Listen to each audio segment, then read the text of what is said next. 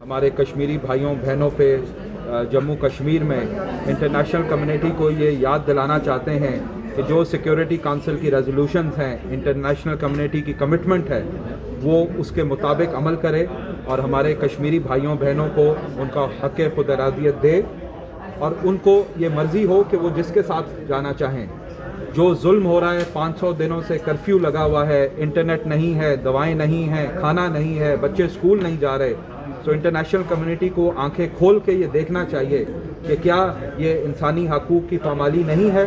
हम दूसरे western countries में तो इंसानी हकूक़ की पामाली पे बहुत शोर करते हैं, लेकिन इनके लिए कौन शोर उठाएगा।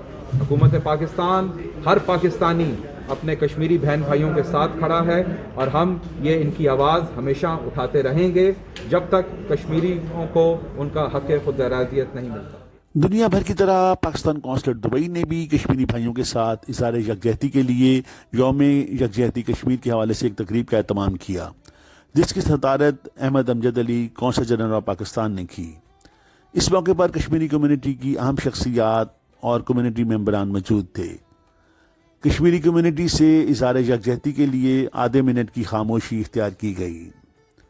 वतन अजीज़ पाकिस्तान और आज़ाद कश्मीर के कौमी तराने सुनाए गए।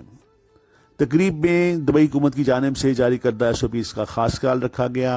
शुरका ने अपने खिताब में कहा कि मसला कश्मीर सिर्फ हिंदुस्तान और पाकिस्तान का मामला नहीं है, बल्कि कश्मीर में आबाद लाखों लोगों और उनकी आज़ादी का मामला है। पाकिस्तान ने बड़े भाई होने की हैसियत से इस मामले को अक़वाम आलम और दुनिया के कोने कोने तक पहुँचाया है।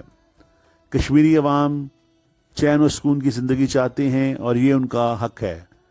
कश्मीरियों के इस हक़ के खुद इरादियत के हवाले से दुनिया के बड़े बड़े अदारे खामोश और आंखें बंद किए बैठे हैं।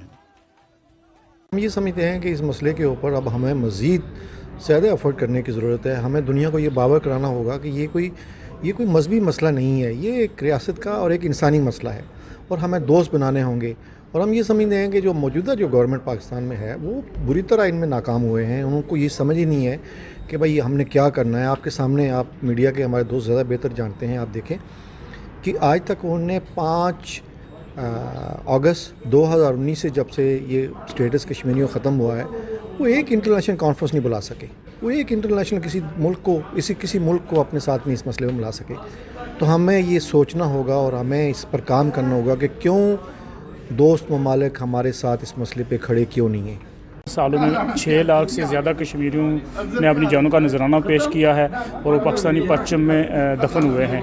हमारा ये मुतालबा है अक़वाम मुत्तहिदा से कि वो कश्मीरियों की जो अक़वाम मुत्तहिदा की करारदादें हैं उनके मुताबिक कश्मीरियों को उनका हक़ दिया जाए।